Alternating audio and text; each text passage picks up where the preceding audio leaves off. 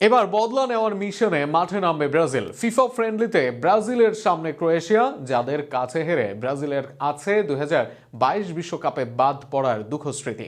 তবে সেই বদলা নিতে হলেও চ্যালেঞ্জ থাকবে ব্রাজিলের, অন্তত পূরণ করতে হবে 3 শর্ত। কি কি সেই শর্ত, তা নিয়ে থাকছে প্রতিবেদন।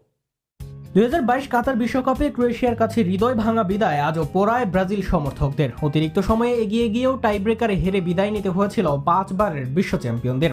সেই ক্ষত এখনো শুকায়নি। সামনে আবারও যদি ক্রোয়েশিয়ার মুখোমুখি হয় ব্রাজিল, তবে বদলার আগুন জ্বলে উঠতে হলে 3টি শর্ত পূরণ করতেই হবে সেলেসাওদের। ক্রোয়েশিয়ার বিপক্ষে ব্রাজিলের প্রথম চ্যালেঞ্জের নাম তাদের মিডফিল্ড। ইউরোপের দল এমনিতেও মাঝমাঠে শক্তিশালী, আবার ক্রোয়েশিয়ায় আছে কিছু বড় বড় মুখ। বিশেষ করে মদ্রিচ, ব্রেভোভিচ, কোভাচিচ এই ত্রয়ী ক্রোয়েশিয়ার আসল হৃৎপিণ্ড। যতক্ষণ এই মিডফিল্ড সচল থাকে ততক্ষণ ক্রোয়েশিয়া হার মানে না। ব্রাজিল দলকে তাই মাঝমাঠে বাড়তি মানুষ রাখতেই হবে।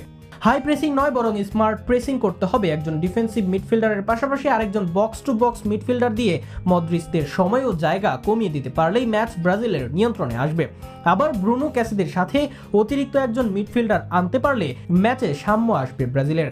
নিজেদের ডিফেন্সে ভুল করলে ক্রোয়েশিয়ার বিপক্ষে আবারও হারের মুখ দেখতে হতে পারে ব্রাজিল দলকে। ক্রোয়েশিয়া খুব বেশি সুযোগ তৈরি না করলেও যে অল্প সুযোগ পায় সেগুলো কাজে লাগাতে জানে।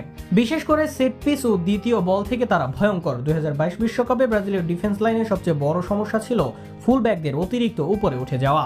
এর বাইরে শেষ 8 ম্যাচে 25 গোল ক্রোয়েশিয়ার, যেখানে তারা জয় পায় 7 ম্যাচেই। এবার বদলা নিতে হলে ডিফেন্স লাইনের ভারসাম্য জরুরি, নতুবা আবারও হতাশায় পড়বেন ভক্তরা। শেষ চ্যালেঞ্জ থাকবে কোচের প্র্যাকটিসে। কার্লো আনচেলত্তিকে ইউরোপের দলের সাথে খেলতে হবে, যা তাকে দিবে বড় চ্যালেঞ্জ। সেখানে বল রেখে খেলবেন না ছেড়ে খেলবেন, কাউন্টার না পজিশনে কিভাবে খেলবেন সেই সিদ্ধান্ত নিতে হবে তাকে। এবার বদলা নিতে হলে ব্রাজিলকে শিখতে হবে ধৈর্য ধরতে।